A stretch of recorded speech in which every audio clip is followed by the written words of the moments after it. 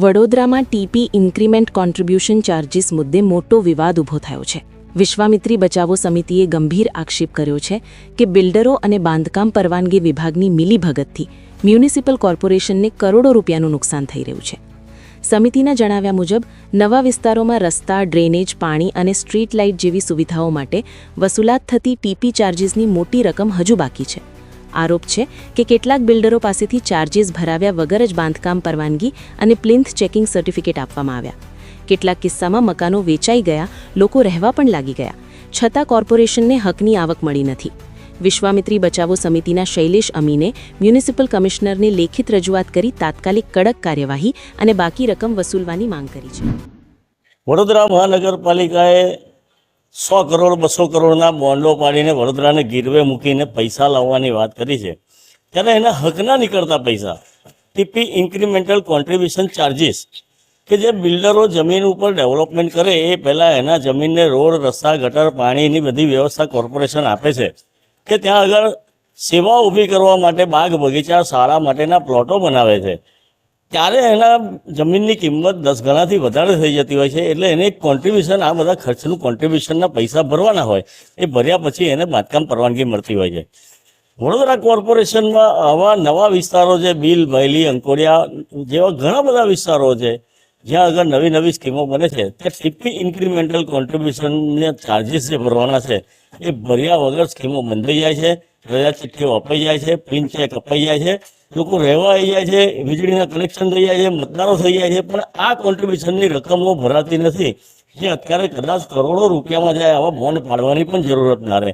આ બધી રકમો લોકલ પદાધિકારીઓ, ટાઉન પ્લાનિંગ ભ્રષ્ટાચારી વિભાગ છે જે વડોદરાનું, એ લોકો, ધારાસભ્યો કેટલાકની મિલીભગતથી આ ટીપી ઇન્ક્રીમેન્ટલને બાયપાસ કરીને કે રહેવા દઈને નહીં ભરવાની કરીને કે ખોટી રીતે બાંયધરી પત્ર કે અમે પછી ભરીશું એવું રીતે બાંયધરી પત્રો આપી અને આ ટીપી ઇન્ક્રીમેન્ટલ ચાર્જિસના પૈસા આજ સુધી ભરાયેલા નથી। મ્યુનિસિપલ કમિશનરને માંગ કરી છે કે આ સૌથી પહેલાં ઇન્ક્રીમેન્ટલ ચાર્જિસના જે પૈસા છે એ બધા ભરાવવામાં આવે અને વસૂલ કરવામાં આવે। એક અંદાજ મુજબ કેટલા પૈસા આ રીતે બાકી હોઈ શકે છે? લગભગ 1000 કરોડ જેટલા મારું માનવું છે કે બાકી હોઈ શકે, કેમ કે 25-30 કરોડ વાળા તો ભરવાના બાકી હોય તો મારી નજર સામે જ છે। એક જ જણના એટલા બધા પૈસા બાકી હોય એવા તો આવા ઘણા બધા લોકો છે અને ઘણા બધા લોકો પાસેથી ઇન્ક્રીમેન્ટલના પૈસા ભરવામાં આવે। રેરાની અંદર એવું છે કે રેરા એટલું બધું મોદું છે કે રેરા જ્યારે કોઈ પણ વ્યક્તિ મકાન ખરીદવા જાય તો એને ટાઇટલ ક્લિયર છે કે સંપૂર્ણ તમારે કાયદાથી એ પૂરેપૂરું એ છે, અને તો એવી રીતે સર્ટિફાઈ કરતું હોય છે ને તમે આંખો બંધ કરીને ખરીદી શકો એવી એમની પ્રસ્તાવના છે। તો રેરામાં ટીપી ઇન્ક્રીમેન્ટલ બાબતોનો કોઈ જગ્યાએ ઉલ્લેખ કરવામાં નથી આવતો કે બિલ્ડરને પરવાનગી આપવામાં આવે ત્યારે ઇન્ક્રીમેન્ટલ બાકી છે કે નથી એ પણ પૂછવામાં નથી આવતું।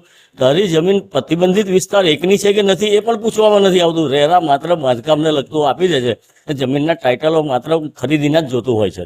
મકાન લેનાર પછી એને આગળ ભવિષ્યમાં તકલીફ કરી આ જ્યારે હવે ટીપી ઇન્ક્રીમેન્ટલ બાકી હોય ને મકાનો બંધાઈ ગયા હોય ને મકાન ખરીદે, સમજો કે કોઈએ પણ મકાન ખરીદ્યું ને 2-4-5 વર્ષે જ્યારે મકાનની નવી રજા ચિઠ્ઠી લઈને ઉપર એક વધારાનો માળ લેવો હોય કે કશું પણ કરવું હોય અને એની પરવાનગી લેવા જાય ત્યારે જે પણ પરવાનગી આપનાર હોય એ એવું કહેતા હોય છે કે વરાળે પડતી તમારા મકાન પૂરતી આવતી 10 લાખ રૂપિયાની કે 8 લાખ રૂપિયાની ઇન્ક્રીમેન્ટલ બાકી છે એ ભરી દો, ત્યારબાદ જ આ મકાનની નવી રજા ચિઠ્ઠી મળશે।